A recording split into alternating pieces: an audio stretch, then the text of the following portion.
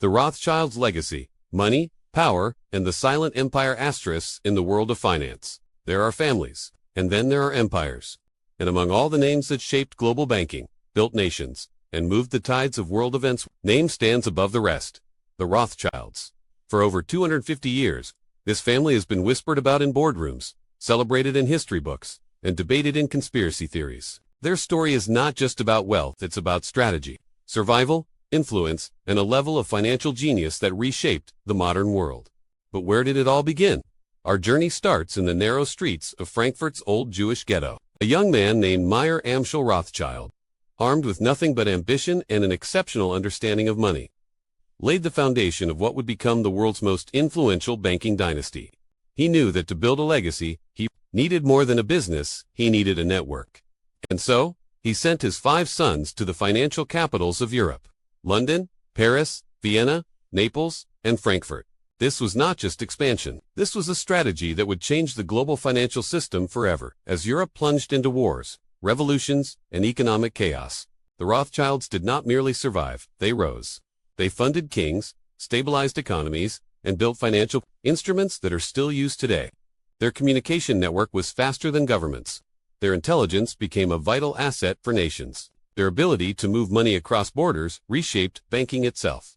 And yet, despite their influence, wealth, and power, the Rothschilds remained a family, united by secrecy, discipline, and extraordinary financial insight. Every generation evolved, with the times from gold trading to government bonds, from railroads to global finance, and now into modern investment, philanthropy, and sustainable industries. But with great power comes great myth. Over the centuries, the Rothschilds have been painted as puppet masters of world events, symbols of wealth, inequality, and targets of every financial conspiracy imaginable. Some of these claims are exaggerated. Some are misunderstood. And some are rooted in real influence the world rarely sees. In this documentary, we dive deep into the true story.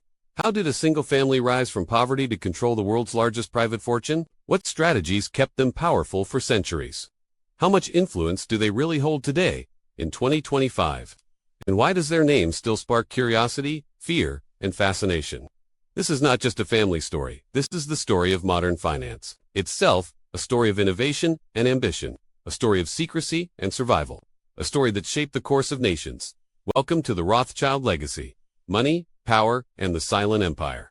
The past, the present, and the unseen forces behind. Global finance revealed, like never before.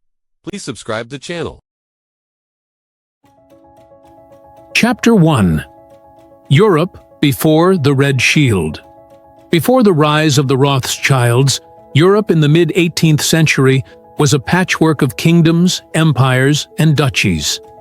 The Enlightenment was spreading across salons and universities, but the old social order still ruled the lives of millions. Power was inherited, religion defined one's rights, and class determined destiny. Money, though essential to every empire, was still regarded as slightly suspect, especially when handled by those outside the aristocracy. The financial world of the 1700s. Banking in the 18th century was a far cry from the vast financial institutions we know today. Instead of skyscrapers and stock exchanges, money moved through merchant houses, private lenders, and royal treasuries. Wealthy merchants in Amsterdam, London, and Paris financed ships, wars, and trade routes. Gold and silver were the currency of choice, and international transfers were slow, risky, and vulnerable to politics and piracy alike. Public finance revolved around royal debts. Monarchs borrowed money to fight wars or maintain their courts, often pledging future taxes or colonial revenues as collateral. Some governments repaid. Others defaulted spectacularly, ruining entire banking families overnight. Trust was the rarest currency, and those who could master it would rule the financial world. Life in the ghetto. The Jewish experience. Meanwhile, in Frankfurt's Judengasse, the street of the Jews, life was both confined and resilient. Jews were forced to live in separate quarters, locked at night behind gates. Their professions were restricted. They could trade in goods, lend money, or deal in second-hand items, but they were excluded from most crafts and public offices. Yet, despite such limitations, Jewish communities across Europe became experts in finance and trade. Centuries of exclusion from land ownership and guilds had pushed them toward portable wealth: gold, gems, money lending, and currency exchange. They became middlemen in economies that relied on movement: merchants, brokers, and bankers. This unique expertise, born from necessity, would one day allow a boy from Frankfurt to build an empire of information and influence. The early signs of change. Europe was on the verge of transformation. Industrial progress was beginning to stir. Steam power, canals, and global trade were connecting markets faster than ever. Britain was becoming the first industrial superpower, while France wrestled with economic inequality that would soon explode in revolution. Empires rose and clashed: Prussia, Austria, Britain, France. And behind every battle was the question of money. Who could fund it, and who would profit? It was in this world, rigid yet shifting, discriminatory yet full of opportunity, that Meyer Amschel Rothschild was born in 1744. He entered a society that told him to stay in his place. Instead, he built a network that reached every palace in Europe. The significance of the Red Shield. The family's home in Frankfurt's ghetto bore a simple sign: a red shield, or in German, Rothschild. It was a symbol, perhaps originally just a housemark, but it would later give the family their name: Rothschild. In an age before fixed surnames were universal, that red shield became the banner under which the family would rewrite financial history. The Rothschild name, therefore, didn't begin as a symbol of wealth or mystery. It began as a marker of place, a small sign on a modest house in a narrow, crowded street. But destiny often hides in small beginnings. That red shield would one day become a metaphor for protection, secrecy, and power. A family fortress built not of stone, but of trust and information. Meyer's early education. Meyer Amschel showed a precocious talent for numbers, negotiation, and observation. He apprenticed at the Oppenheim banking house in Hanover, where he learned the delicate art of handling coins, foreign exchange, and credit. This experience exposed him to international trade and the workings of high finance, a rare privilege for a Jew of his time. Returning to Frankfurt, he combined his coin expertise with his social connections in the Jewish community to open a small business dealing in rare coins and antiquities. It was both clever and strategic. European nobles collected coins as symbols of power and heritage, and Meyer's dealings allowed him to network with aristocrats who would normally ignore a man of his background. The turning point: Prince William of Hesse. Every empire needs a patron, and Meyer found his in Prince William of Hesse-Kassel, one of the wealthiest men in Europe. William inherited vast fortunes, including payments from the British Crown for leasing soldiers to fight abroad. The prince needed someone discreet and reliable to manage his assets. Meyer fit the role perfectly. He handled William's investments with precision and secrecy, often storing funds or transferring payments when political tensions made official channels risky. This partnership elevated Meyer from a coin dealer to a trusted financial intermediary, the first step toward empire building. The Rothschild Principle. Trust above all. Meyer understood something fundamental. Finance was not about money, but about trust. In a world where wars, revolutions, and monarchs could destroy fortunes overnight, relationships mattered more than contracts. He cultivated a reputation for reliability that spread through word of mouth. In business, and especially in banking, reputation was everything. And Meyer Rothschild guarded his like a treasure.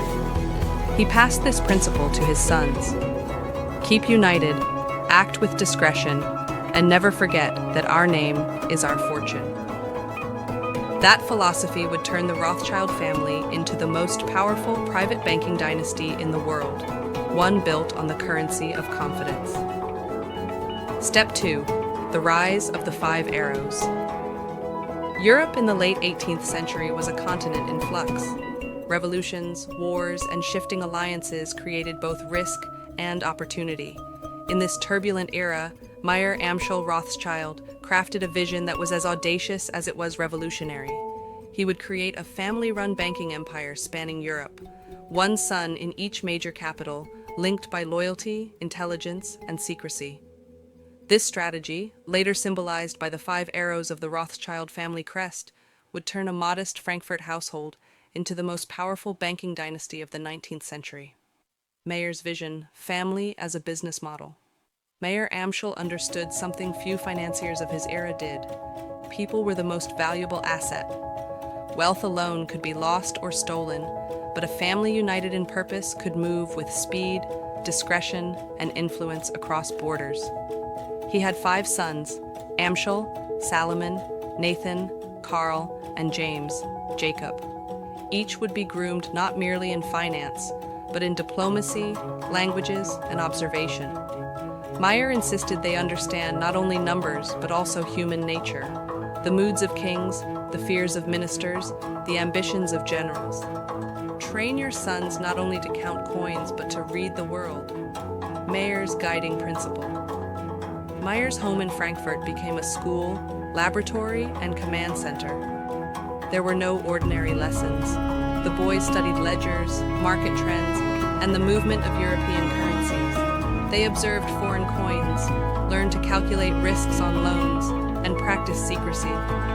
Meyer drilled into them that every letter, every courier, every transaction could be the difference between success and ruin. The 5 sons and their destinies. Amschel Meyer Rothschild, Frankfurt. As the eldest, Amschel stayed at home to manage the core family bank. He became the guardian of their fortunes, overseeing operations, accounting, and client relations. Frankfurt, though modest compared to London or Paris, was the heart of their empire. Amschel's meticulous nature ensured the family's finances were transparent, stable, and prepared for expansion. Salomon Meyer Rothschild, Vienna. Salomon moved to the Austrian capital, connecting the family to the Habsburg Empire. Vienna was a hub of culture, politics, and aristocratic wealth. Salomon became the conduit between Austria and the rest of Europe, financing government projects and advising ministers discreetly. He understood diplomacy as well as finance, a skill that would keep the family indispensable. Nathan Meyer Rothschild, London. Nathan went to London, which was fast emerging as the world's financial capital. England's growing empire, industrial expansion, and wartime spending provided unmatched opportunities for a skilled banker. Nathan combined boldness with prudence, often taking risks that others avoided. He became the family's most visible figure, and the one whose daring strategies cemented their dominance in government finance. Carl Meyer Rothschild, Naples. Carl settled in Naples, linking the Rothschilds to southern Europe. While perhaps less glamorous than London or Paris, Naples was strategically crucial. Carl financed trade, advised royalty, and connected the family to Mediterranean markets. His branch ensured that the family's influence reached beyond Central and Western Europe. James, Jacob, Meyer Rothschild, Paris. James moved to Paris, establishing the family's presence in France. The French branch would later become famous for financing industrial projects, railways, and government bonds. James combined charm, intelligence, and subtle negotiation skills, essential qualities for thriving in revolutionary and post-revolutionary France. Creating the first international banking network.